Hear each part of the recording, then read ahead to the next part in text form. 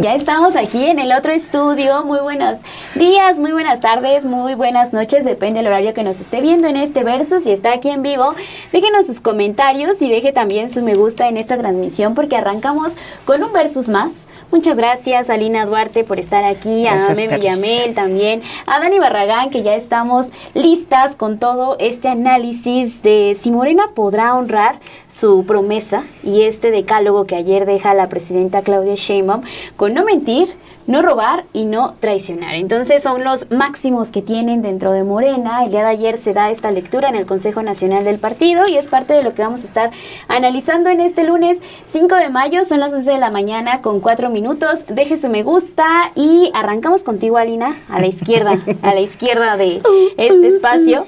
Así es que cuéntanos, ¿qué piensas de todo lo que sucedió el día de ayer en este consejo y la carta que envía la presidenta Claudia Sheinbaum, en donde hace mucho énfasis a regresar a los orígenes, que es regresar a con lo que arranca este movimiento, y además hace énfasis en esto que también tú has estado mencionando a lo largo de estos programas, que es un partido y que es un partido movimiento, ¿no? Entonces, ¿cuáles son tus impresiones, tu análisis que haces a este documento que se lee el día de ayer? Bueno, el día de ayer, para quienes no estuvieron al tanto, se desarrolló el sexto Consejo Nacional ¿Qué cosa? No lo vi. Ese no lo vi. Hablar de asuntos personales. Cada quien cuenta lo que ese no lo vi. Yo vi otra cosa, pero ese no. Ese no. Y no estaba sintonizando. Estaba muy pendiente, no me avisando el cambio de canal. Estaba ya descansando el domingo. Qué bien por ti, amigo. Felicidades. Tan contenta. Con razón. El sexto Congreso Nacional de Morena. Y yo creo que ayer, primero, participaron todos los congresistas del partido, vinieron de todo el país y también del exterior. Estuvimos reunidos, vinieron, aproveché para ver a aquellos que vienen también. Recordemos, Morena tiene representación en el exterior. Vinieron gente de Arizona, gente de Texas, vinieron de varios estados que habitan en Estados Unidos y estuvieron presentes en esto que, bueno, ya también sorpresas no había muchas, ¿no? Estaban hablando del nepotismo y también de los privilegios que se tienen o que se buscan erradicar más bien dentro del partido, económicamente hablando. Y es interesante porque recordarán que México, a diferencia de otros partidos o incluso en otros países, quien preside generalmente el partido antes era el presidente de la República. Eso ocurrió en el PRI, era formalmente un partido de Estado y eso ocurre también en muchos partidos en el mundo, no solamente ocurrió en la historia de México. Sin embargo, a la llegada del presidente Andrés Manuel López Obrador, lo que hicieron fue separar el partido político con el gobierno.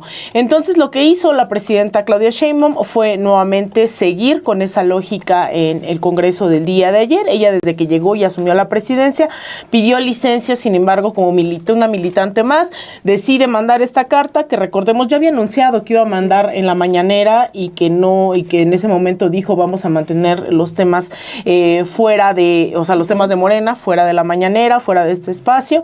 Entonces esperó, tampoco había que esperar bastante, ya estaba a la vuelta de la esquina este congreso. Y pues lo que manda es básicamente primero un recuento sobre la historia del partido. ¿Por qué es importante hacer un recuento? Porque recordemos que fueron estos vicios a los que se señala en esta carta los que llevaron a la desaparición propiamente del PRD. El PRD también, la presidenta Claudia Sheinbaum estuvo como parte de las fundadoras del PRD, también lo estuvo, el expresidente Andrés Manuel López Obrador, y a raíz de este Pacto por México, que pues lo que hace es generar una serie de reformas estructurales y generar una alianza para desmantelar el sindicalismo, a los sectores organizados, a la izquierda de este país y entregar recursos naturales, en el caso de la reforma energética, en el caso de la reforma laboral, pues igual también acabar con esos derechos laborales. En el caso de la reforma educativa, que era también otro tipo de reforma laboral, hacer concesiones a organizaciones como la OCDE, el Banco Mundial, etcétera, etcétera. Entonces, hace un recuento de cómo es que hubo una necesidad histórica de emprender una nueva lucha a través de la generación de una nueva organización y posteriormente de una asociación política, ¿no? Ella dice, se tomó esa decisión histórica. Ella, recordemos, también cuando cuando ella señala esta parte de tuvimos que brigadear casa por casa, hay fotos de ella brigadeando casa por casa para constituir lo que hoy es Morena. Entonces pone todo este este recuento del recuerdo de lo que fue Morena en ese momento y manda una serie de, pues un decálogo que yo creo que tampoco es nuevo, ¿no? Ya hemos oído hablar en el valor de la unidad, pues un poco ha sido esta necesidad de consolidar un frente amplio que se ha ido constituyendo cada vez con mayor amplitud durante estos últimos, y con todas las observaciones y críticas del mundo, hemos visto que ha funcionado esa unidad en torno a lo que ha dicho la presidenta del partido, la presidenta Claudia Sheinbaum, el presidente Andrés Manuel, que es un proyecto de nación, en donde no se claudica en el proyecto y se abre, ¿no?, ese frente amplio a la unidad. Y ahí me gustaría retomar cuando dice algo así como veamos, ¿no?, lo que está pasando incluso en otros países en donde pues no necesariamente existe esta unidad y existe la división. Luego dice la honestidad, la humildad, la sencillez, ¿no? Y ahí tira una que otra pedrada a los aviones o helicópteros privados, la ropa de marca, tratar mal a las personas, andar con guardaespaldas y un séquito de camionetas para ir de un lado a otro o comer en restaurantes caros. Dice Morena es humildad. Hay cosas aquí que pareciera que no se tienen que nombrar, pero lamentablemente pues no hay lugares comunes o no hay un sentido común muchas veces de lo que se debería o no se debería hacer. Habla del amor al pueblo, ir en contra de la discriminación, el racismo, el clasismo, el machismo. Ahí nuevamente habla de que los legisladores no deben de andar en congresos internacionales ni andar en primera clase, que no se permite el amiguismo, el influyentismo, el nepotismo, no a un partido de Estado. Y bueno, yo digo, creo que hay mucho que analizar en esta primera participación. Me gustaría quedarme ahí en ese quinto punto. Dice no a un partido de Estado. Ya el gobierno cumple sus tareas para la transformación del país y el partido cumple las suyas. Para ello, nuestro partido debe fortalecerse sin caer en corporativismos. La organización es para la transformación. La fuerza de Morena es la organización desde abajo, sus comités de base, que creo que ha sido algo que pues primero a mí yo lo he dicho muchas veces, cuando lo enunció siendo ya la candidata electa, a mí me pareció profundamente pues revolucionario pensar en que la organización popular no tiene que ser meramente electoral, sino fortalecer la parte del movimiento. Sí. Esa gran promesa que se hizo como Morena y que tiene todo un reto porque hay muy pocos ejemplos de partidos, movimientos que funcionen tal cual, que estén inspirados en las demandas populares y en demandas muy concretas de organización de base. Entonces, esos comités de lucha a mí me parecían pues que tenían que ser o tienen que ser todavía la vanguardia y que no necesariamente hemos visto que se constituyan. Eso no niega que existan, ¿no? Incluso, por ejemplo, se tiene mapeo de cientos de círculos de estudio, hay comités y sobre todo es en coyunturas donde permite visibilizarse la existencia de los mismos. Sí existen, sí tienen una organización activa, pero más bien aquí creo es, al no ser un partido de Estado como lo dicta la presidenta, es cómo esos comités de base nutren esas demandas, hacen valer también este decálogo y cómo se orienta hacia un partido fuerte, popular, realmente desde la base, porque lo que vemos también, pues ya son muchos dirigentes que no necesariamente incluso se han creado en los últimos años, ¿no? Sino que pues vienen ya los históricos y que fueron de base también en su momento, muchísimos de ellos, pero es cómo se renueva constantemente ese partido a través de sus comités. Entonces esto de no es un partido de Estado y entender que una lógica es lo que hace el Estado, ¿no? El gobierno, a través del gobierno y sus instituciones, y la otra un partido que en términos pues ya hay leninistas, ¿no? El partido tendría que ser esa vanguardia política, ideológica, organizativa de un movimiento amplio. Es decir, los partidos hoy los entendemos y lo primero tal vez que nos venga a la cabeza es un partido electoral, ¿no? Porque esa es la lógica en la cual recurrimos o entendemos los partidos porque son quienes ponen candidatos. Pero un partido en sentido amplio tendría que ser ese movimiento que esté aglutinando un programa de lucha, demandas muy concretas y que en última instancia participe en elecciones a través de esos cuadros, a través de esas demandas, de esas masas, de esas bases, y eso es creo que lo que hay que fortalecer, ¿no? O sea, pero le dice, dedícate a lo tuyo, ¿no? O sea, no te necesito, dedícate a lo tuyo. Dice, sus comités de base, su contacto permanente con el pueblo, como lo sabemos hacer, casa por casa, entregando también ahí el periódico Regeneración. Entonces, el que separe eso, a mí me parece, pues, maravilloso, porque también es algo que muchas veces se nubla, ¿no? Producto también de la herencia, ¿no? Del priismo, que todavía hay, pues, muchos entendimientos del quehacer político después de, o sea, desde la revolución se fue desmantelando después esta idea de qué hace el pueblo, qué le toca al pueblo. Entonces, el decir no es un partido de Estado, yo lo reivindicaría totalmente. El decir el partido tiene que ser esa vanguardia política ideológica que vaya construyendo el sentido común, que vaya construyendo los comités, que vaya construyendo una agenda totalmente de base, porque yo creo que hoy el gobierno está tocando casa por casa, me consta, ¿no? Que está a través de los médicos, a través de las becas, a través, o sea, hay un montón de programas, pero el sentido político, ideológico, tendría que ser la tarea también de un partido. Y bueno, ahí viene también un punto específicamente también después sobre el Instituto de Formación Política que pues iría ligado directamente a esto. Es que creo que cada uno de estos puntos van ligados, ¿no? Uno con otro, o sea, todo al final refiere regresar a las bases, regresar a escuchar a la gente, regresar a ver qué es lo que está pasando con el pueblo. Entonces, algo que me llama mucho la atención es también justamente cómo se enmarcan estos temas, ¿no? Del nepotismo, del influyentismo, del derroche y el lujo. Y lo decías ahorita muy bien, Alina, no es que el decálogo sea nuevo, no sorprende porque en realidad ya son hechos que se han estado pidiendo, situaciones que se ha pedido que se eliminen de las prácticas de cada uno de los militantes de Morena. En ese sentido, ¿cómo está también o cómo ves la relación con la sociedad y los militantes meme?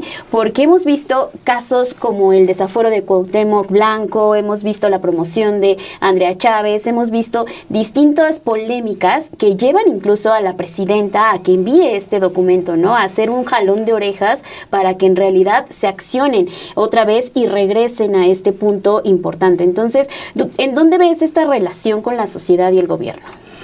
Yo lo que quisiera iniciar recordando es que, bien lo dice Lina, no es nuevo, no es novedoso. Lo que me preocupa es que tenemos que estar haciendo recordatorios. Sí. Eso es lo que me preocupa. ¿Cuántos recordatorios vamos a tener que estar haciendo? Cada mes. Cada mes, cada 6 meses, cada consejo. O sea, cada cuánto hay que hacer un recordatorio para que entonces Morena se acuerde que estos son los principios con los que nació. Esa creo que es la preocupación inicial. Porque, por supuesto que podemos entender que en nombre de la unidad hubiera perfiles, que en nombre de una contienda político-electoral hubiera perfiles que evidentemente no la conocieran, ¿no? Yo me preguntaría si Adrián Rubalcaba tiene conocimiento de los estatutos de Morena, si Ricardo Monreal se acuerda fielmente de todos ellos, si Pedro Ace sabe con certeza que él no es dinero por dinero. O sea, sí me encantaría saber qué es lo que cada uno de estos personajes tiene en mente o piensa, o siquiera si los conoce, porque la experiencia que tenemos es que cuando estamos en una coyuntura electoral, político-electoral, pues entran perfiles de todo tipo, color, sabor. ¿Por qué? Porque estás en una guerra, ¿no? Es una guerra electoral, todo suma. Pero al momento de, ok, todo suma, creo que cuando estamos hablando de Morena, se tiene que entender que sí, pero bajo estos criterios. Y si no estás dispuesto a pegarte a esos criterios, entonces no sumes, porque en verdad vas a restar.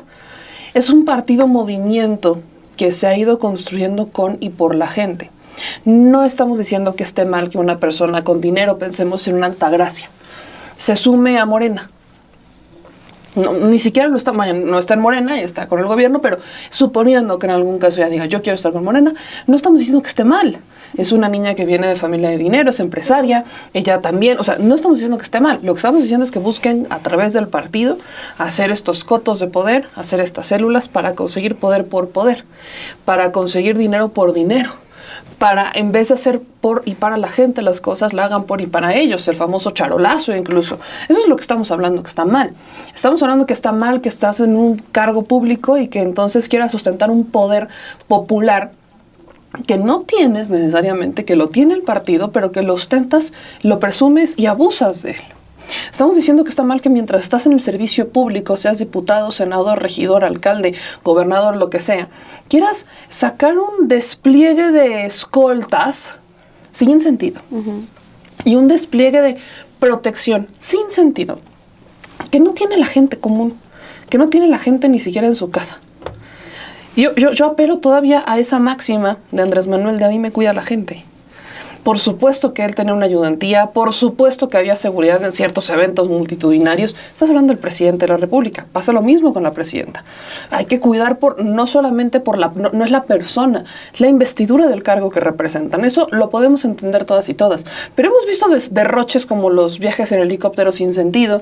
En su momento, Jade Cole también, cuando estaba en la dirigencia de Morena, usar los aviones privados, decir que no es cierto, pero sí es cierto, hasta ya fotografías de Jade Cole Polemski. O sea, utilizar y ver esas imágenes que definitivamente no tienen sentido con lo que estás afirmando desde Morena, eso es contra lo que estamos en contra. Por eso repito lo que decía al inicio. ¿Cuántas veces vamos a tener que estar escuchando o leyendo una carta que venga del presidente o de la presidenta, porque lo hicieron los dos, para recordarle al movimiento, pues nada más lo que está escrito? O sea, lo que ya está escrito, lo que ellos saben que ya, ahora sí que lo que firmaron, que está con lo que estaban de acuerdo. Me parece que eso es cuando la presidenta habla de separar el Estado, o sea, que no se vuelva esto un partido de Estado, no solamente habla por las constantes comparaciones de Morena es el nuevo PRI, sino que también está hablando de esa separación necesaria de yo no les tengo que estar recordando lo que ya les dije cuando me salí. Porque aparte este sería el segundo recordatorio que hace la presidenta. El primero es cuando se sale, no es cierto, el tercero. El primero es cuando gana, que todavía estaba con Morena, era ya presidenta electa. El segundo, cuando ya se separa, o sea, cuando ya va a asumir el poder y solicita esta, pues llamémosle licencia, ¿no?, de su militancia del partido para ser presidenta de la República, que es a la que hace referencia en esta misma carta, y la tercera es esta. Entonces, la presidenta no lleva ni un año y ya recordó 3 veces lo que dicen los estatutos de Morena. 3 veces. Ahora, ¿qué es lo que pasa en esta ocasión? Que ya todos votan a favor. Por unanimidad. Por unanimidad. A mí me encantaría hacerle una pregunta de examen a Monreal, si se acuerda lo que dice el punto 3. Porque parece que muchos están ahí hay una parte de la que dice la carta, quiero recordarles lo importante que es la unidad. Sí, pero no es una unidad por encimita. Es una unidad por, de verdad, hacer valer la unidad. Y el Instituto de Formación Política juega un rol muy importante. Claro. Sobre todo, diría yo, en la conversión de estos perfiles que vienen de otros partidos que sumaron con estructura, que sumaron con lo que tú quieras, gustes y mandes, pero que todavía no entienden a ciencia cierta de qué se trata esto.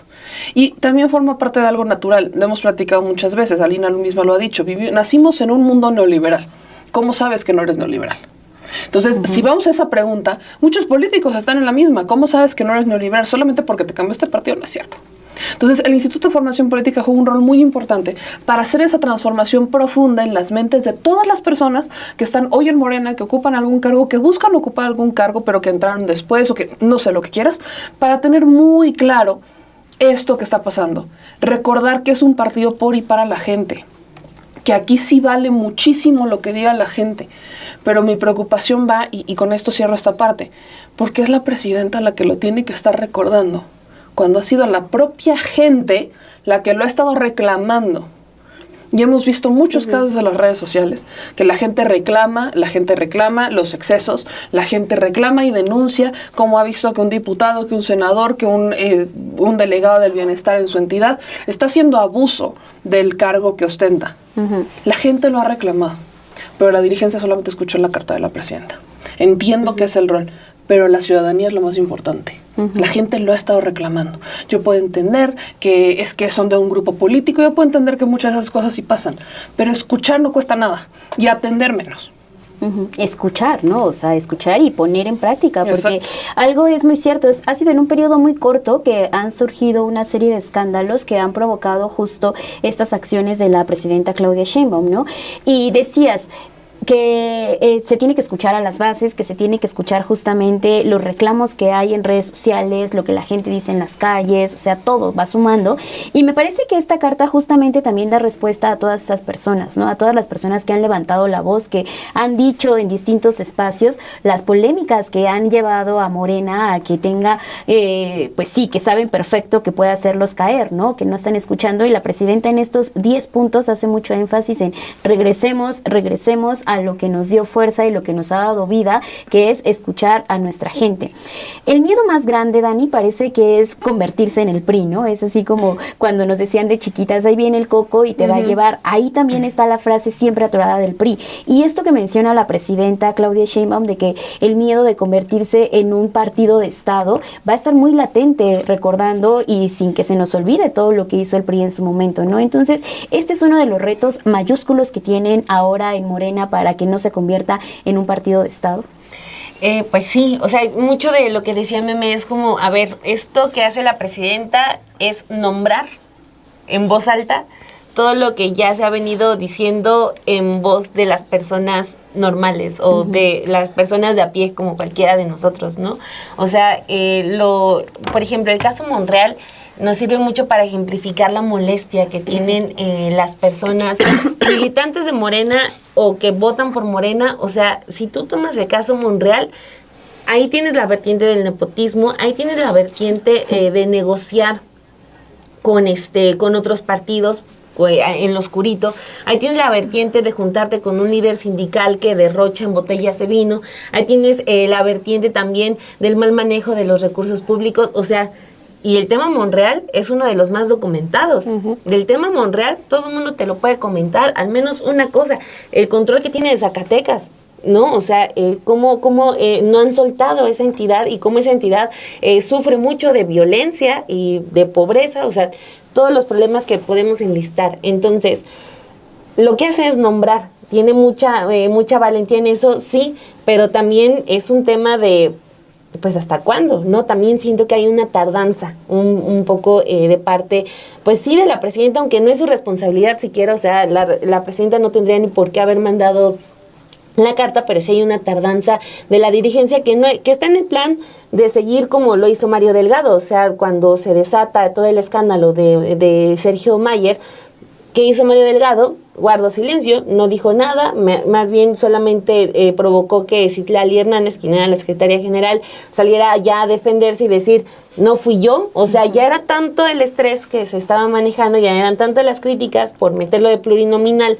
que tiene que salir Citlali Hernández a decir, pues fue Mario Delgado, que Mario Delgado dé una respuesta. No hablan los medios, cosa de él, pero él tiene que dar una respuesta, no lo hizo jamás, ¿no? Entonces, Luisa María Alcalde creo que también está en ese punto de hacer del silencio su manera de manejarse al frente de la presidencia de Morena. Sí está en los mítines, sí comparte sus fotografías, una cuestión que yo he criticado mucho aquí, que le rinde mucho culto a la personalidad y a su imagen, pero o sea, más allá de rendir y de rendir cuentas y de hacer frente a los cuestionamientos, eso lo hemos visto muy poco. Entonces, pues sí, hay mucha tardanza en estos señalamientos cuando tenemos ejemplos de sobra. Y otro punto que también señalaba Meme, que es no solamente son los que documentamos en la alta esfera, o sea, a nivel municipal y a nivel estatal también hay mucho de eso. Lo de la ropa de marca, lo de los lujos, se da mucho a nivel estatal, o sea, de funcionarios que nada más te llegan y te dicen, es que yo soy de Morena y se acabó. O sea, de verdad, eso es un tema que puede ir creciendo, que a lo mejor nosotros por ser un asunto muy local no podemos alcanzar a darle vista, pero no podemos decir que no está ocurriendo. Entonces, primero sí creo que este tercer llamado que hace la presidenta también nos habla de que hay una descomposición que se va deteniendo, pero que va avanzando rápido. Se empieza a frenar, pero sí va avanzando Morena hacia ese punto. O sea, lo digo porque me sorprende mucho que haya una línea en la que la presidenta les diga, nosotros hacemos política para que la gente pueda comer 3 veces al día. O sea, es un recordatorio, de lo mínimo indispensable que tiene que tener un partido de izquierda. O sea, estos somos, ella dice, lucharemos hasta el último día de nuestras vidas porque las y los mexicanos puedan comer 3 veces al día comida saludable, puedan tener acceso a la educación, a la salud, al vestido y a la vivienda. Es lo mínimo. Y sí, no tendría que haber una necesidad de recordatorio. Ahora, ya lo tienen, es un asunto básico por eso también quiero resaltar ese punto del que hablaban, de por qué también la presidenta mete ahí el punto del Instituto de Formación Política, o sea, porque no solamente es para que los jóvenes vayan y tomen cursos, o sea, un político y sobre todo un político que tiene este nivel de compromiso, tiene que actuar como los doctores, ¿no? Que se están especializando constantemente en nuevos tratamientos, en nuevas técnicas, etcétera. Pues un político también, ¿no? O sea, no solamente es, si ya cursé la carrera de ciencias políticas y ya está ahí, no, o sea, también necesita de formación, de nuevos conocimientos, de eso que le puede brindar un instituto como el que tiene Morena, que, o sea, hay mucho ojo si lo tiene descuidado, si lo está menospreciando, ¿no? Entonces, ahí está también este punto que pone la presidenta, pero, de nuevo, son puntos básicos y eso es lo realmente sorprendente, ¿no? Y quiero cerrar con esta primera participación. Ya me hacía mención de lo de Adrián Rubalcaba. Esto se debe a que suena él muy fuerte a que pueda tomar la dirección del metro en la Ciudad de México. Rubalcaba es un político que pues era priista, ha sido alcalde de Coajimalpa 3 veces, ahorita está en el Partido Verde en esta alianza que se hace con Morena, que es prácticamente Morena, así lo están adornando, no es de Morena, está en el verde todavía, o sea, como Erubiel Ávila, ¿no? Pero no es de Morena, está en el verde, pero es esta hermandad Morena Verde. Y sí suena mucho para tomar la dirección del metro, lo cual sería muy catastrófico, porque y uno de los grandes problemas del metro es la mafia que hay en el sindicato, y metes a un mafioso a atender el metro, pues bueno, ya nos podemos imaginar qué puede ocurrir ahí. Pero, o sea, a ver, tomo ese ejemplo. Todavía no se confirma, también hay que señalarlo, aunque está al parecer que él mismo está presionando, nada, ¿no? Está casi nada de confirmarse, de que tome la dirección del metro, pero tomo ese caso para decir, a ver, si ya tienen esta carta y ya la votaron y ya la aprobaron, ya está en activo, pues no tendría por ahí que frenarse un tipo de nombramiento como este. O sea, Adrián Rubalcaba estaba hace unos meses subiendo fotos también del derroche con Sandra Cuevas, que ahorita está escondida y se presume que pues hasta está siendo investigada por sus empresas. De repente le salieron 10 empresas, empezó a comprar arte como si fueran, no sé, dulces. O sea, entonces dejo eso sobre la mesa, ya lo votaron, ya lo compartieron en los medios de comunicación, ya Luisa María Alcalde ya subió sus fotografías en el Congreso de Morena, ya presumió los puntos. ¿Cuándo va a entrar en activo? O sea, se supone que ya, ¿no? Entonces, ya lo estaríamos viendo. Andrea Chávez ya dejaría de estar haciendo proselitismo en Chihuahua desde hoy. Esa es la duda que me queda. ¿A partir de cuándo le van a hacer caso a lo que aprobaron el día de ayer?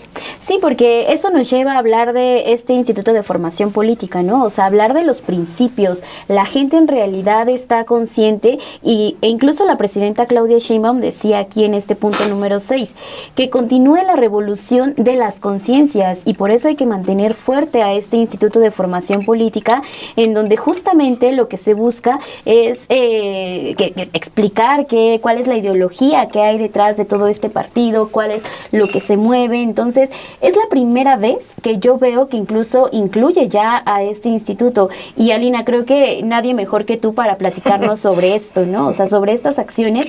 Y porque además también aquí has hecho mucho énfasis en eso, en siempre tener una explicación para las bases y que no se nos olvide, pero no solo para las bases, creo yo, sino que tiene que ser para este tipo de personajes, los cuales se les olvida que existe un decálogo, se les olvida y más fácil acceden a este tipo de partidos debido a que saben que pueden encontrar un cargo, ¿no? Ahí veíamos ahora a Adrián Rubalcaba buscando esta dirección del metro, que él, me acuerdo mucho cuando presentaron esta alianza progresista diciendo, no, lo único que nosotros buscamos es darle nuestro respaldo a la presidenta Claudia Sheinbaum y no estamos buscando un cargo. 3 horitos después está presionando para tener un cargo dentro de la administración de la jefa de gobierno Clara Brugada. Bueno, el Instituto de Formación Política a mí me parece, bueno, yo me he dedicado siempre al periodismo y decidí sumarme ya hace casi 3 años, pensando en que este era un espacio en donde yo podía aportar, no solamente incluso en mi formación personal, porque si bien yo estoy al frente de la Coordinación de Formación Internacional, lo cierto es que hay un montón de espacios, ¿no?, en donde yo aprendo de mis compañeros y mis compañeras todo el tiempo. Hay un espacio de la Red Nacional de Círculos de Estudio, está el programa de Buen Gobierno que tiene casi 70 programas, ¿no?, para municipalidades, gubernaturas. Es una cosa impresionante el trabajo que tiene el programa de Buen Gobierno. Hay un programa de Mandar Obedeciendo, que es el tema de los legisladores, que es una formación permanente, que van incluso hasta el Senado, a la Cámara de Diputados, y ahí se dan talleres, conferencias, cursos, todos son totalmente gratuitos. Está la coordinación académica, de formación académica, que se dedica a pues editar todos estos libros que regalamos todo el tiempo. Quien vaya al instituto se puede llevar las revistas y libros que quieran. Hay revistas propias del instituto, que son las revistas Conciencia, que se editan ahí, se les da seguimiento. Todos los compañeros están en 1000 tareas al mismo tiempo, y aparte son las tareas propiamente del partido, ¿no? Es decir, informar sobre lo que está haciendo el gobierno. O sea, todo esto, digamos, es el día a día del Instituto de Formación Política, y más aparte tareas, ¿no?, que salen pues en coyunturas específicas. Este programa de candidaturas, ¿no?, de aspirantes a la gubernatura, municipalidades, diputados, que tienen que cursar todo pues un programa formativo, que como dice el Fisgón, pues hacemos formación, no milagros, ¿no? Pero que esto que se pone aquí también como que se tiene que tomar un curso ético de formación en el instituto, bueno, eso ya es un requisito que estaba establecido en los estatutos. Somos no más de 200 personas para una militancia que era de 3 millones, entonces ustedes imaginarán, trabajamos 24/7, estamos en todo el país, a donde nos inviten de manera virtual, presencial, le damos seguimiento a toda la militancia, no importa si están en otros países, no importa si están en comunidades rurales, hace falta claramente un despliegue. Humanamente no es posible estar en los 300 distritos de este país, 200 personas incluyendo administrativos, y pues también el instituto nace con la promesa en su momento de tener el 50% del presupuesto del partido, lo cual jamás se ejerció ese presupuesto. El año pasado, que fue el presupuesto que más se ejerció por parte del instituto, fue del 2%, ¿no?, del presupuesto del partido. Tenemos publicaciones que todas las encuentran digitalmente en la revista conciencias.mx, tenemos los libros también en PDF, hay un poco de material en todo. Tenemos un curso básico que consta de 8 módulos de feminismo, Nuestra América, principios, estatutos, ¿no?, los documentos básicos que creemos que tiene que saber la militancia, Nuestra América, que es pues justamente un curso, un taller en torno a la historia desde la independencia de nuestros países hasta los gobiernos progresistas del día de hoy. Es decir, hay una serie de cursos, talleres. Aquí en la Ciudad de México, que tenemos más capacidad de despliegue, pues también hay un curso que se abre la convocatoria cada 2 meses, que se llama Formación en tu Colonia, que es a mí el que más me gusta, porque la gente nos abre las puertas de sus casas, nos abre las puertas en el día es una cocina económica, y en la tarde-noche vamos y damos talleres ahí, y es precioso, ¿no? Lo estamos desplegando ya en la zona metropolitana con los compañeros de la red de círculos de estudio del Estado de México. Entonces tenemos un montón de cosas que a veces pues no nos damos abasto. Ojalá que pues esto que a mí me emociona, ¿no?, cuando la presidenta habla de fortalecer este instituto. Dice: mantengan fuerte y sólido el Instituto de Formación Política, que consolide el humanismo mexicano como nuestro pensamiento y que continúe con la revolución de las conciencias. Sugiero que se den lecturas básicas, las cuales tenemos un montón de libros, revistas, publicaciones, además del periódico Regeneración, documentales, el cual por cierto estoy haciendo uno, y otros instrumentos a todos los militantes de nuestro movimiento. Todos y todas deben conocer la historia de México. Hay un curso sobre las 3 transformaciones previas, la historia de formación de Morena, que también hay un curso, los principios de nuestro movimiento, los logros del periodo periodo del presidente López Obrador, los principales proyectos y logros de nuestro gobierno.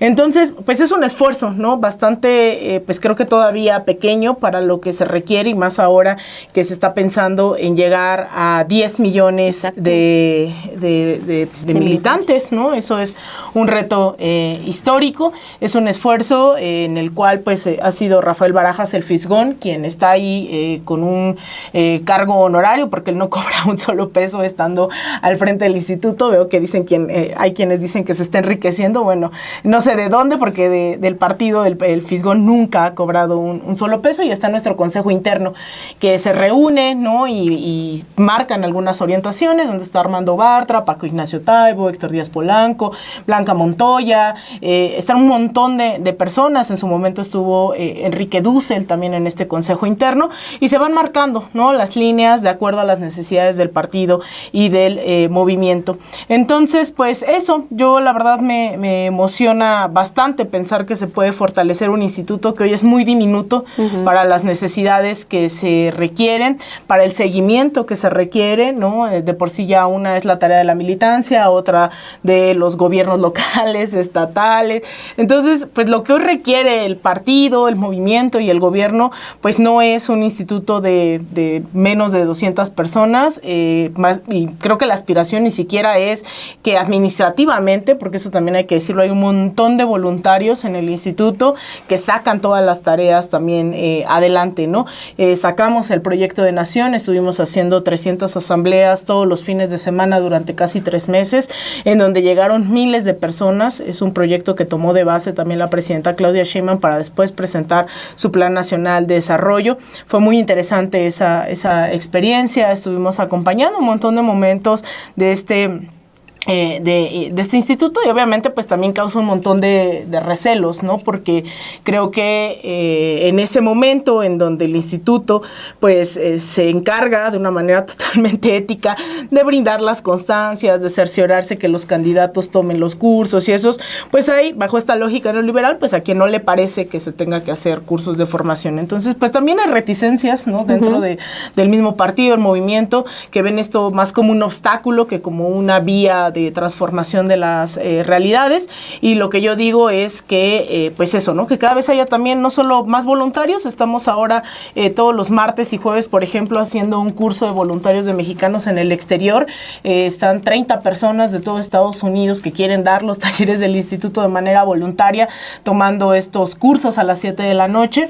Entonces, muy emocionante esta tarea. Insisto, creo que sigue siendo muy pequeño como para llamarse nacional. Sale al quite cuando se refiere, pero que se tenga una noción concreta de las capacidades de eso, ¿no?, de un instituto que está tratando de aportar a esa transformación, pero que ojalá desde su nacimiento, que es cuando estaba Jade Kolpolevsky, ojalá se le hubiese asignado ese presupuesto a la importancia de la formación, la transformación. Entonces, pues eso nunca ocurrió en el instituto. Entonces, pues ojalá que con esta fortaleza pues pueda llegar, y sobre todo con un reclamo justo, ¿no?, en varios de los estados de la República.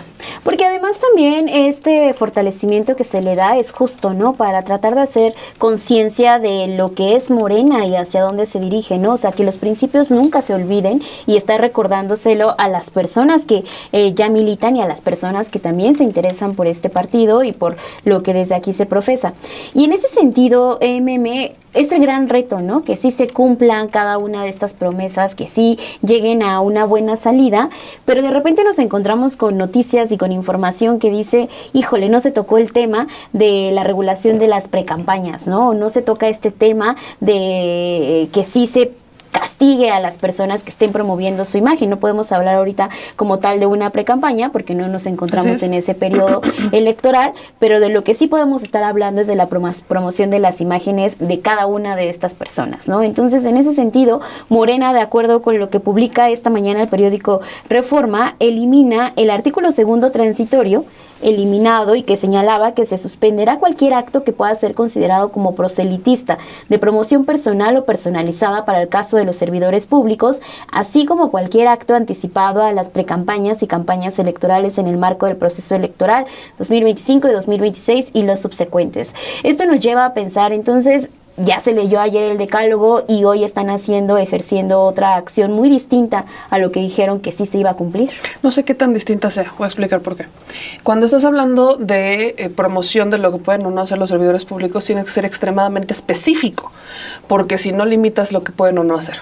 Pensemos en una reforma al Poder Judicial, en la que ellos tienen también que salir a las calles y decir, oye, pues esta es la reforma al Poder Judicial, ya viene la campaña, ya viene la elección, Eso puede ser denunciado hasta el Instituto Nacional Electoral, y entonces el Instituto Nacional Electoral puede decir, eso es promoción personal, porque está saliendo el diputado, senador, a hablar sobre la elección judicial. Y se vuelve una disputa que para los parámetros del INE tiene unas regulaciones, pero para los parámetros del partido tiene otra. Ese es uno de los grandes problemas que hemos tenido históricamente con la LEGIPE, la Ley General de Procedimientos e Instituciones Políticos, la ley que regula las elecciones y los procesos electorales desde el Instituto Nacional Electoral, y las regulaciones internas de cada uno de los partidos políticos. Entonces, en vez de eliminarlo, tendrás que haber sido mucho más específico. Porque hay algo que también es cierto. La presidenta, cuando inicia, cuando se separa y manda esta primera carta a la que hace referencia en esta segunda, ella le pide a las diputadas y a los senadores que salgan a las calles, que no sean legisladores de escritorio. Y al pedírselos, ella les está pidiendo que salgan a sus territorios a hablar sobre lo que están haciendo. Si ellos, quitando la contienda electoral, si ellos salen y los denuncian, se contempla como promoción personal, porque están saliendo a las calles a tocar puertas, a decir qué es lo que están haciendo. Eso también se puede contemplar como promoción personal. Entonces, es una línea bien delgadita entre lo que nosotras y nosotros queremos que hagan nuestros legisladores, que es regresar a informarnos qué diantres están haciendo en las cámaras, porque queremos que nos regresen a informar, y son contados los legisladores que lo hacen. Son contaditos los legisladores que sí salen y regresan al territorio y reparten regeneración, o reparten reparten promocionales de reformas, o reparten o hacen asambleas. Son contados. Yo podría contar 10, 15, 20 legisladores de más de 500. Sí. De más de 500 que tendrían que estarlo haciendo. Podría contarte 20. Y no se me ocurren más. Que estén saliendo a hacer asambleas, que estén saliendo a informar qué es lo que está pasando. O sea, te podría contar 20. Tendrían que ser los 500. Si eso lo volteas a ver en masa, entonces el instituto lo toma a ver como una promoción.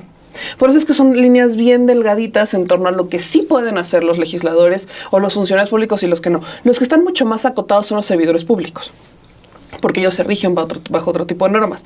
El servidor público sí tiene una obligación y tiene una justificación de regresar, del por qué estar ahí, por qué vas a informar respecto a un programa, sobre todo si son los delegados del bienestar, ¿no? Pensemos que ellos son los que más están en el terreno, porque son los que van y están detrás de los censos, etcétera, etcétera. Entonces, ellos sí se rigen bajo una norma distinta, que no se toma como promoción personal, o cuando hacen promoción personal es mucho más claro cuando hacen promoción personal. Pero cuando estás hablando de personas legisladoras o legisladores, la línea es muy delgada. Entonces, ahí lo que tendría que haber hecho Morena es acotar bajo qué criterios lo tendrían que hacer. Porque las reglas de precampaña son claras. Cuando hablas de precampaña es porque ya hay una campaña. Si no hay una campaña, entonces no hay precampaña. Pero lo que hay es una promoción. ¿Bajo qué criterios vamos a regular la promoción que no sea inequitativo para todos? La realidad también es muy cierta. Muchos de los que se quejan de la promoción personal de uno son los que también están haciendo promoción personal. Entonces, aquí el tema es que la promoción personal justamente se tiene que regular y tiene que ser muy clara la manera en la que se va a jugar desde el partido político. Pensemos justamente en el caso de Andrea Chávez, Ciudad Juárez. Uno de los contrincantes internos es el alcalde de Juárez. El alcalde de Juárez tiene tapizada Juárez con espectaculares, pero es alcalde. Entonces, eso no se toma como promoción personal, o sí se toma como promoción personal, porque es alcalde. Ahí es en donde entra él. Lo hicieron los dos. Lo hicieron exactamente los dos. Que no lo hace menos grave. Exacto, no lo hace menos grave. Lo hicieron los dos. No, pero además, ¿dónde va a estar el criterio para decir esto estuvo bien y esto estuvo mal? Si le sumas todos estos principios de Morena, Claro. entonces está ¿De bien o dónde está sale? mal, Exacto. viendo solamente a a ver, Andrea Chávez. ¿de dónde sale el dinero? Pero vuelvo al punto. O sea, como Andrea Chávez estuvo a Cecilia Guadiana. Y Cecilia Guadiana estaba en Juárez. Y lo de Cecilia Guadiana a mí me parecía muy grave, porque Cecilia Guadiana se presume que los recursos habían venido de su pareja, que es el delegado del bienestar, hijo de un gobernador. Eso a mí me parece 10 veces más grave. Porque estás hablando de recursos que habrían salido de un delegado del bienestar en Coahuila, que es hijo del gobernador de Tamaulipas. O sea, eso ya no entiendo. ¿Es nepotismo? ¿No es nepotismo? ¿Cómo funciona? Ahí es donde veo que los criterios, por eso que pareciera que se aplica a rajatabla a uno, pero a otro no. Es grave para todos lados, porque no hay reglas internas que definan hasta dónde sí, hasta dónde no. La regla aquí es no ser ostentoso, no ser, o sea, no abusar. Esa es la regla, no abusar. Pero estamos en una guerra y estamos en una contienda. Y las contiendas son todo el tiempo. Por eso vuelvo y decía el ejemplo de Andrea Chávez. En Juárez está tapizado. Empieza a haber tapices del alcalde de Juárez, de Cruz Pérez Cuellar. Pero entonces eso ya no es promoción personal porque lo está haciendo una revista. O sea, es lo mismo. Esas reglas deberían de estar claras. No existen. A mí hay algo que me parece todavía más preocupante, que tampoco se ha mencionado. Una candidata al Poder Judicial en este momento es alcaldesa. Y es esposa de un senador, por Morena.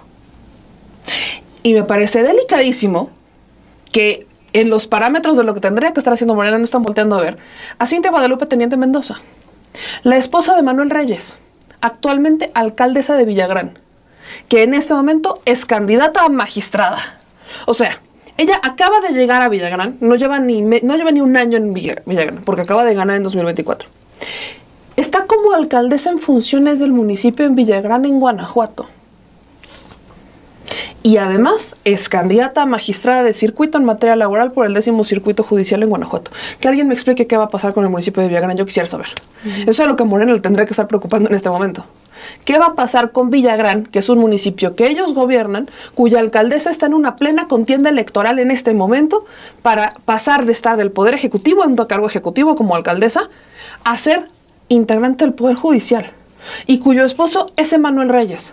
Dejemos a un lado ya la vinculación a la luz del mundo, que pareciera secundaria, que está en la lista. Eso es lo que me parece preocupante, porque eso no es promoción personal, pero eso está ocurriendo. No, pero es Y lo peor del caso también. es que ni siquiera está en contra de las reglas, porque los únicos que estaban acotados para poder o impedidos a poder participar eran los que fueran funcionarios públicos o los que estuvieran en algún cargo ejecutivo estatal. A los municipales me los dejaron fuera. O sea, Entonces, en la convocatoria de... en las reglas del Poder Judicial, solamente los que están impedidos a participar hasta dentro de 2 años o 3 años son los que tengan un cargo de Poder Ejecutivo nacional, o sea, la presidenta o presidente de la República, y los cargos estatales, no municipales. Entonces, lo peor del caso es que este fue uno que se nos coló épicamente. Es alcaldesa en funciones. En este momento ella aparece como alcaldesa en funciones. Yo no la he visto hacer campaña como candidata al Poder Judicial, pero está en las listas para ser candidata al Poder Judicial, lo dice el propio INE. Yo tuve que ir a rectificar la información, dije, no vaya a ser que nos estemos pasando. No, sí. El INE la tiene como candidata a magistrada de circuito. Ahí sí Morena tendría que haber puesto cartas en el asunto. Sí. Esta es una prohibición clara y explícita. Como por ejemplo, lo de la ley en contra del nepotismo, que se va hasta el 2030, que Morena dice la aplicamos a partir del 2024. Claro, pero ¿cuántos no se van a colar al Partido Verde para entonces ser candidatos? O sea, hay muchos huecos que quedan por no ser específicos. Y esos huecos son los que Morena tendría que estar acotando. Pareciera que a veces pecamos de exagerados con las cosas que están pasando, pero no. Para establecer reglas claras por contiendas y ejercicios que depuren a la política, ¿qué es lo que necesitamos? Reglas muy claritas. Decir, por reglas internas del partido, toda persona que quiera ser aspirante a un cargo, tiene que estar con la gente. Es decir, o se salen a repartir el Regeneración, o se van a hablar se van a organizar asambleas respecto a este tema. O sea, empiezan a hacer lo que se tiene que hacer, que es promover el debate desde abajo. Perfecto. Todo aquel que quiera ser candidato. Pensemos en una Erubiel Ávila tocando puertas, a ver si le dan ganas de ser candidato después de cómo lo reciban en el Estado de México, ¿no? Pensemos en un Yunes, ir a tocando puertas, pensando en que, ¿me explico? En Veracruz, ¿no? Sí. O todas las personas que están vinculadas a ellos. No sé, se me están ocurriendo varias ideas. Pensemos que Morena diga, ningún recurso de ningún privado puede entrar a hacerle promoción a ninguna persona. No se permite, porque aunque eso está un poco regulado, hay vacíos que están, por ejemplo, para las y los legisladores. Entonces, decir, ningún privado puede dar recursos públicos ni a través de terceros, ni a través de gestionados, no sé, son cosas que se me están ocurriendo que podrían acotar mucho más. El decir, no se permite que a través de estas revistas estén poniendo en espectaculares a tal o cual funcionario sin importar cuál sea su cargo, porque sabemos que es una promoción personal. O sea, decir que son reglas claras y esperarse los tiempos de las contiendas para decir, muy bien, ahora sí, hagan lo que quieran bajo estos criterios, bajo estas reglas. Ningún alcalde o alcaldesa en funciones puede dejar su cargo para irse a buscar otro, sin importar si está regulado o no regulado. O sea, son 3 años. O sea, son cosas que a muchos de nosotros nos hacen mucho sentido, pero que no están pasando. Entonces, creo que lejos de ver 1 o 2 ejemplos, son varios los que tenemos sobre la mesa. A ver, yo quiero poner ahí algo a discusión, que es, o sea, ¿realmente se necesita una regla o se necesita un congreso de Morena para decirle, Andrea Chávez, no pongas tu cara en ambulancias y no negocies con empresarios para que te paguen esas ambulancias? O no, oye, Cruz Pérez Cuellar, por favor, no pongas, no pagues por esas revistas falsas que te ponen en portada, que te ponen en un espectacular. O sea, porque estamos hablando entonces de que estos políticos de Morena que están haciendo estas prácticas, pues de plano están en un nivel muy bajo, ¿no? O sea, de que necesiten estar obligados por ley para no hacer algo que por sentido común alguien que milita en un partido de izquierda no tendría que hacer. Las reglas deberían de estar claras, sí deben de estar claras, porque pese a todas las contiendas y pese a todo lo que podamos suponer, son políticos. O sea, son entonces, políticos y a lo que voy encuentran un hueco y ahí me meto. Por supuesto que siempre lo van a encontrar. Y por eso lo decía, no solamente es el caso de Andrea Chávez. O sea, porque entonces volteas a ver lo que está pasando con el actual alcalde y entonces el actual alcalde sí podría hacerlo, pero ella por ser senadora no. Entonces por eso es una regla que aplique para todos. Para todos. Si eres alcalde tienes una responsabilidad, no puedes hacer esto. Si eres senador, senadora, no puedes hacer esto. Porque justamente eso es lo que pasa. Buscan estos huecos, van por estas vías y se filtra. Y entonces es una contienda por ver quién va a llegar. Pero no es quién va a llegar por quién va a llegar. Para eso está la gente. Necesitas que estén con la gente. Necesitas saber que la gente trae el pulso de decir, este es bueno porque hace esto, esto, esto y esto y esto y esto. Pero volvemos a las viejas prácticas. Lo viejo no se ha terminado de morir y lo nuevo no ha terminado ni siquiera de nacer. Es que por eso es el gran dilema, ¿no? Que hay ahorita, si se puede regresar o no a las bases y que no se rompa esta confianza que hay con la gente, que creo que ese es el mayor reto que tienen en Morena, ¿no? Que no rompan la confianza y los lazos que han crecido y que se han fortalecido a lo largo de estos años, y que incluso la presidenta por eso dice al principio de esta carta, a ver, cómo nace Morena, cómo nosotros nos tuvimos que salir a las calles, tuvimos que hacer, pero también entiendo el punto de Dani, ¿no? El punto de Dani también es, bueno, es que en realidad no debería de existir un consejo porque está respetando pero te voy a decir una cosa, principios. si nos vamos a esa misma regla, ni siquiera debería de haber vagones exclusivos para mujeres, ni siquiera debería de existir una secretaría para las mujeres, porque aplicamos el mismo sentido de respeta, o sea, tenemos que estarte pidiendo que respetes para que respetes a las mujeres, no. Ese es el punto. Estamos en una situación en donde, pues sí, necesitamos esas reglas. A mí lo que me parece lamentable es que Morena tenga que, o sea, que la presidenta tenga que estar recordándole cada 6 meses o cada determinado tiempo a Morena de, oye, ¿sí te acuerdas de esto, no? O sea, si nos acordamos, que eso es lo que a mí me parece lamentable. Porque para eso está la dirigencia. Es que eso iba, ¿no? O sea, el máximo que se discutió ayer fue la carta de la presidenta Claudia Sheinbaum, y la dirigencia de Morena solamente dio lectura a esta carta y sobre ello se trabajó. Estos huecos que dice Meme y que se pueden fortalecer para que no haya este tipo de acciones, entonces deberían haberse discutido el día de ayer, ¿no? Tuvieron que haber estado ahí sentados y no nada más basarse en la carta de la presidenta Claudia Sheinbaum, porque ¿quién dirige el partido? ¿Quién está detrás de ahorita en estos momentos? Lo que hace la presidenta es solamente mandar recomendaciones, ¿no? Dice, bueno, les voy a leer una carta porque sí, ya me llegaron varias quejas y ya hubo varias polémicas que es necesario haber sacudida, jalón de orejas, como lo quieran ver cada uno de los militantes, pero entonces, ¿no tiene también una voz propia la dirigente de este partido para que sí se haya revisado esta carta y a partir de esa carta hacer unas recomendaciones? Porque ahí está el trabajo de Luisa María Alcalde. Les voy a decir una cosa, apenas estuve en Durango y en Durango ponen como candidato a alcalde a el doctor Enríquez. ¿Cuántas cosas no le sabemos al doctor Enríquez? O sea, la gente en Durango, lo que voltea a ver cuando ve al doctor Enríquez ahí es, lo primero que se acuerdan es cómo insultaban a Andrés Manuel, López Obrador. Ya se reivindicó el doctor Enríquez, ya le demostró hacia los duranguenses cómo es que él cambió profundamente y ahora es una persona de izquierda que cree en la transformación. O sea, vuelvo al punto.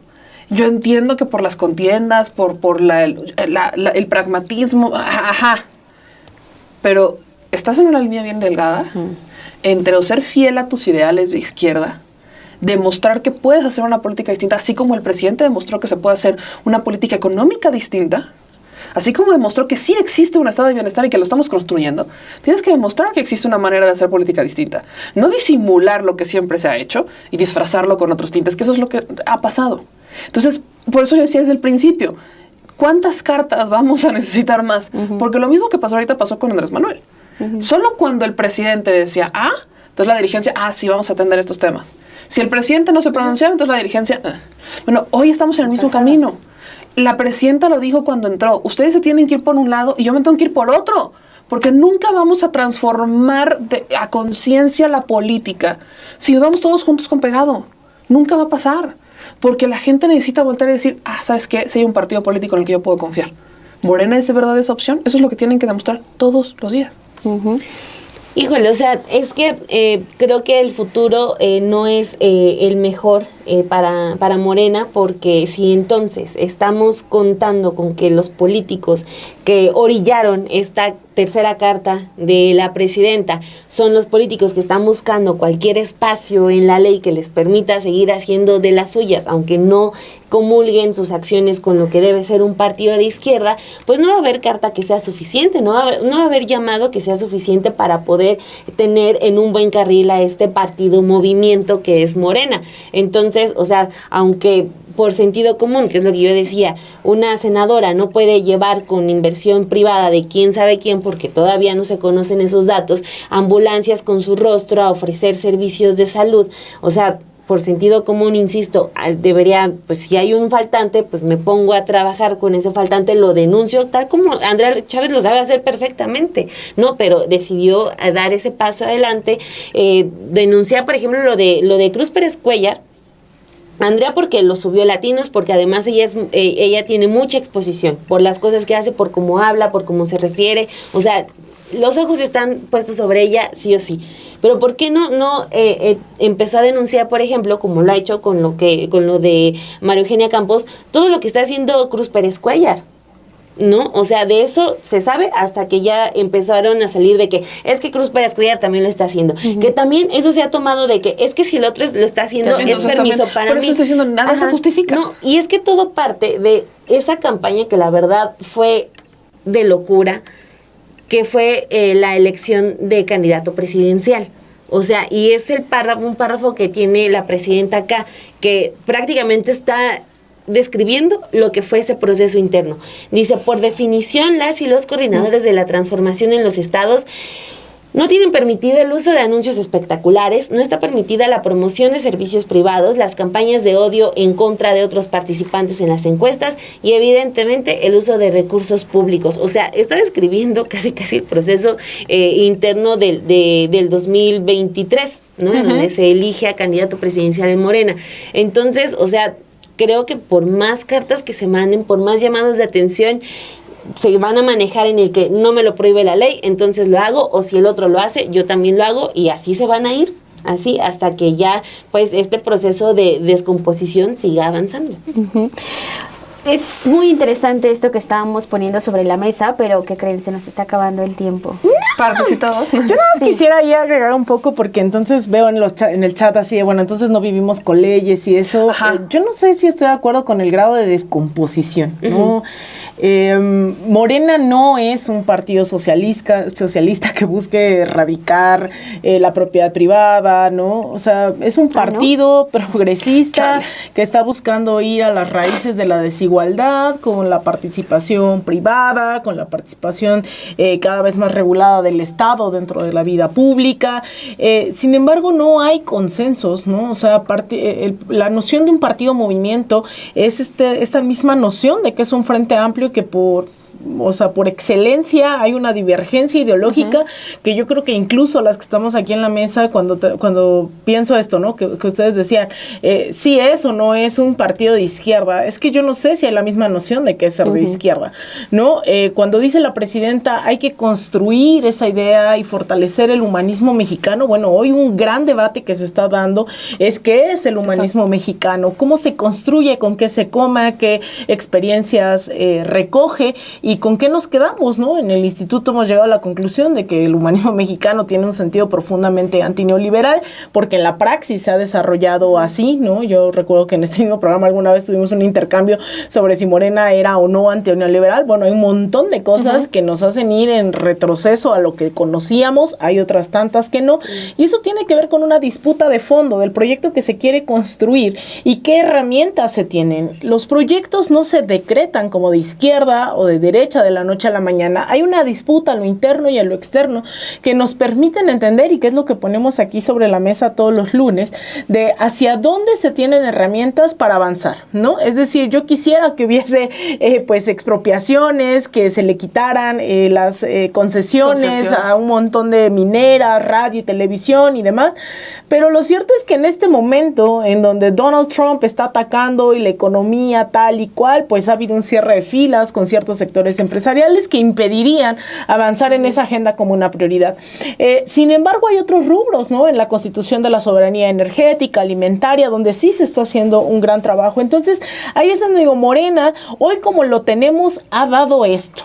Se puede presionar, sí, pero esos no van a venir solo y exclusivamente de lo que hoy se conoce como el partido, ¿no? Y eso hay que tenerlo claro, porque no hay que entender como un sinónimo de partido como democracia, ¿no? O sea, el sistema democrático que hoy conocemos es mucho más amplio, y la democracia radical en la que yo creo va más allá de ir a las urnas. Y ese es el horizonte que nos han puesto durante décadas y nos han convencido que un gobierno es democráticamente electo cuando se ganan los votos. Y eso es una ínfima parte. Pero las campañas que se hacen en radio con el Poder Judicial, eso lo hace profundamente antidemocrático. Y el que haya ganado hoy Noboa en Ecuador no significa que es un gobierno democrático. Es un gobierno profundamente antidemocrático que hizo fraude, y que si tiene o no los votos en la urna, el fraude se consumó como en el 2012 aquí, por afuera de ese sistema. Entonces, no hay que dejar de imaginar que hay un paso más allá de los partidos, que la lógica hoy de Morena es representar a simpatizantes, militantes y dar disputas dentro de esa lógica de democracia que nos han hecho creer, pero que la democracia va mucho más allá, y que es desde dónde nos informamos, a quién damos también ese poder, sea a través de una reproducción, un like, porque también, o sea, el hecho de que hoy yo esté aquí diciendo esto no significa que mañana, ¿no?, pueda yo hacer todo lo contrario, como lo hemos visto con un montón de gente que se llena la boca de izquierda y del otro lado está conspirando en contra del movimiento y está golpeteando, y no solo le hace el juego a la derecha, se vuelve la derecha dentro del movimiento, ¿no? Y así en un montón de lados. El hecho de ponerte un saco y un chaleco guinda y repartir regeneración no te hace de izquierda ni te hace de pueblo, ¿no? Te hace contribuir, sí, a a combatir la desinformación con el regeneración y demás, pero eso no significa que ideológicamente esté situado en la lógica de creernos que hay que ser humildes, que hay que por el bien de todos primero los pueblos, que no se vuelvan eslogan. Entonces hay un montón de cosas ahí que nos toca todavía construir, y que fundamentalmente va a ser también el pueblo organizado, que se entienda Morena como la herramienta hacia una vía de democracia, pero también a la gente con el poder absoluto, que nunca se nos olvide que es la gente y es el pueblo, ese soberano, ¿no?, que tiene que decidir no solamente a través de la urna. Entonces ahí sí va a ser importante que presionemos, porque ahorita es muy nuevo todo el tema del Poder Judicial. Pero, por ejemplo, en estos casos, la próxima elección va a ser a la vuelta de la esquina, porque estamos votando a la mitad de los jueces y magistrados. Me falta votar a la otra mitad, ¿no?, que hace falta. Y eso implica que vamos a tener que regular también, porque lo dicen ahí, ¿no? Por ejemplo, las campañas que se están haciendo a través de YouTube, a través de influencers, o sea, hay un montón de retos que presenta también el desarrollo de las tecnologías, que presenta, o sea, ¿cómo regulamos eso que ahorita no está y que se nos salió de la mano eso, ¿no? Tendríamos que estar presionando ya para que las alcaldesas no puedan estar dobleteando, ¿no? ¿Qué va a ser alcaldesa de día, magistrada de noche? Claro, pero también, digamos, hay un montón de retos, ¿no? Entonces, pues eso, decirle a la gente que fundamentalmente el poder, porque, digo, contradicciones dentro de Morena, dentro del gobierno, dentro de la 4T, siempre va a ser, porque es una constante tensión de hacia dónde se dirige, y sobre todo más hoy que Morena tiene la hegemonía electoral, la hegemonía también incluso ideológica, ¿no? De a veces decir esto es lo bueno y esto es lo malo, y se acaba el debate, ¿no? Si sale en la mañanera y la presidenta dice, esas tensiones tenemos que dar esa disputa, y yo creo que también se tiene que entender que dentro de Morena hay un montón de concepciones de qué es ser de izquierda, qué es la cuarta transformación, ¿qué es la cuarta transformación? humanismo mexicano. ¿Qué es el humanismo? O sea, yo quiero que le pregunten a todos los que estuvieron allá en el Congreso qué entienden por humanismo mexicano, qué entienden y seguramente va a haber muchas respuestas, porque también la realidad concreta, me puedo alargar 10 horas, pero prometo acabar Programa con extendido, versión extendida. Pero, por ejemplo, la 4T, hay un montón de 4Ts. La 4T Sí. no es ni de chiste lo mismo en Sonora que lo mismo en Chiapas. No, para No nada. es para nada lo mismo en Yucatán que en Iztapalapa, que en Xochimilco, es decir, es cómo disputamos desde lo local la noción de izquierda y el horizonte y la transformación que queremos, porque tampoco la 4T se tiene que mirar igual para todos. No, por supuesto. La 4T tiene que transformar hacia un mejor, hacia un buen vivir, que además todos los gobiernos de izquierda le han puesto un nombre diferente. En México hoy es el humanismo mexicano, pero en su momento, en el caso de Ecuador era el buen vivir, el summa causae. En el caso de Francia Márquez era vivir sabroso, ¿no? O sea, esa noción de vivir bien para las masas, para las mayorías, pues es algo que está permanentemente en disputa, y es fundamentalmente el pueblo quien decidirá si se organiza, si se moviliza, si hace un sindicato, si toma la universidad, si toma Televisa, si toma lo que sea. Ahí es en donde se decide pues lo que van a decir los libros de historia. Yo solo agregaría eso porque ya sé que ya nos vamos. Perrita nos está viendo con cara de ¿yo? Como cuando antes nos cortaba. Nada más estoy así. Con la nariz. En algún momento fue la nariz. Pero, o sea, sí, pero aquí va.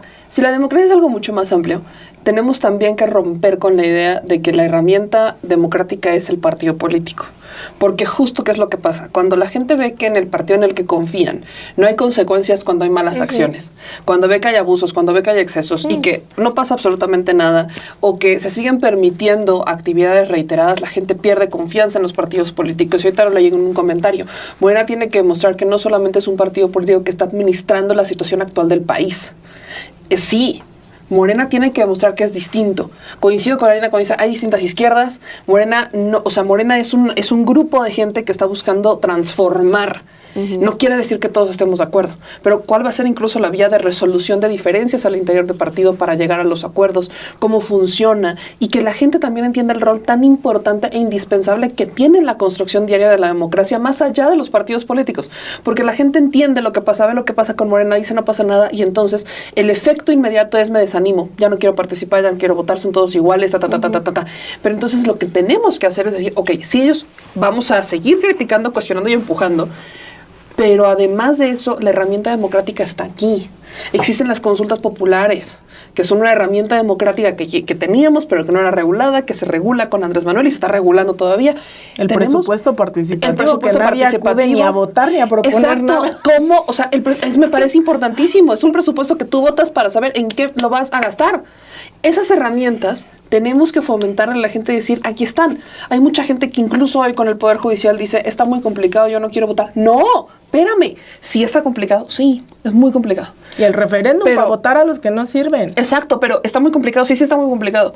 Pero si no hacemos de estas herramientas, que es la elección, una de nuestras, porque la elección popular es una herramienta democrática, además de los partidos políticos, si de la elección popular nosotros no hacemos nuestra chamba de buscar, de ir incluso en contra del Instituto Nacional Electoral, entonces no estamos nosotros tampoco siendo congruentes. Sí. O sea, queremos un cambio, pero a la primera, cuarta, quinta dificultad, ya decimos, ya no quiero participar, que lo hagan los demás. No, espérame. Nosotros tenemos que hacer esta parte, tenemos que hacer nuestra chamba. Y ahí creo que los medios de transformación, los medios de comunicación, los digitales, creo que hemos hecho una chamba, cada uno desde su trinchera, para fomentar eso de sí está complicado, el INE sí se pasó, pero no por eso quiere decir que no tienes que participar, no por eso quiere decir que no vas a salir a votar. Entonces, sí, hay mucho que cuestionar, hay mucho que criticar a Morena, pero también hay mucho que cuestionar y criticar a la sociedad. Y de ahí también nosotros tenemos que hacer otra transformación, porque también hay algo muy cierto. Hoy por hoy hay muchas personas que son parte de estructuras electorales que no se mueven si no hay lana. Y es bien lamentable, porque esa es una cosa que ya la gente se maleó, y es cómo erradicas eso, cómo lo cambias. Porque es gente que no está afiliada a partidos políticos, pero que te mueven a la gente en sus colonias o en los mercados. Es gente que dice, yo no me muevo si no voto. Y si no hay lana. Y si no les das dinero, más bien te obstaculizan y no mueven a nadie. O sea, no sale a votar nadie de su colonia. porque dijeron no hay lana. O sea, se volvió también un negocio social de muchas personas, un proceso electoral, y eso es bien distinto. Dani, ¿quieres agregar algo? Sí, a lo que yo me refería con lo de que sí veo un proceso de descomposición en el partido es, o sea, yo entiendo y comulgo con todo lo que comentó Alina de esta parte, y me ha quedado muy claro de cada que te escucho comentarlo, de cómo la participación democrática no solamente es ir a votar un día y se acabó y ya. Pero, o sea, creo que más allá de eso, en el partido sí se están encumbrando pues tal cual manzanas podridas dentro de una canasta, ¿no? O sea, el hecho de que un partido de regeneración, que busca la regeneración, mejorar la vida política del país, tenga cuidadas a estas manzanas como Adán, a estas manzanas como Monreal, a estas manzanas como la que se les ocurra a ustedes, y las conserve y las defienda y las proteja. O sea, sí habla de que está dispuesto a hacer una política al costo que sea, ¿no? Entonces, era solamente eso. Y para cerrar el tema, en general, o sea, que se note que la carta va a tener ya, va a ser activa, se va a tomar en cuenta desde ya. Final. Ajá, o sea que... Como el documento. Final, ahora sí. Okay. Sí, o sea, porque no... Si nos vamos a ir viviendo de carta en carta, pues imagínense, ¿no? Y la carta decía. La carta decía. Eso es lo que vamos a estar diciendo. Así, de tanto llorar. No manches, sí. Pues si nos quedamos con esta última parte, estuvo muy interesante, oigan, creo que valió la pena que nos pasamos de la hora que tenemos destinada para este programa de Versus. Muchas gracias a todos ustedes, a todas los que se conectaron este lunes 5 de mayo. Son las 12:12 aquí en la Ciudad de México. Más al ratito ya van a poder encontrar el programa aparte ahí en nuestro canal de Sin embargo al aire, para que lo comparta con toda la gente a la que más confianza le tenga, y también deje su me gusta y sus comentarios, que aquí estamos muy activas. Ahora les vi muy activas aquí. Vámonos por el Taco Bowl. ¿Por qué? ¿Viste el Taco Bowl de Trump? Ay, no. Sí. No. Compartí una foto con su Taco Bowl. Yo ni sabía que era el Taco Bowl. Yo tampoco sabía que es un Taco Bowl. Ahora te lo enseñamos. Pero bueno, muchísimas Unas gracias. enchiladas. Mejor, de mole. 5 de mayo. Ay, sí, Mira el qué Taco rico. Bowl. Tengo No, una yo soy antojo de fan de mole. Enchiladas de suizas. mole. Enchiladas de mole. Esas son Enmoladas. Bueno, enmoladas. Probada la poblana. Enchiladas de mole. Yo también dije enchiladas de ¿Verdad? mole. No, enmoladas. Dos enchiladas de Sí, mole. por dos favor. ensaladas. Con Se las van a dar cebollita. distintas. Sí. Vámonos ya, porque parece que tenemos hambre. Muchísimas gracias por haberse quedado aquí con nosotras. Gracias, Alina, gracias, Meme, gracias, Dani. Gracias, pero sobre Perla. todo, Gracias, muchas gracias Perla. a todos ustedes por estar aquí en esta transmisión. Nos vemos el próximo lunes, pero también mañana en Café y Noticias. Bye. Chao.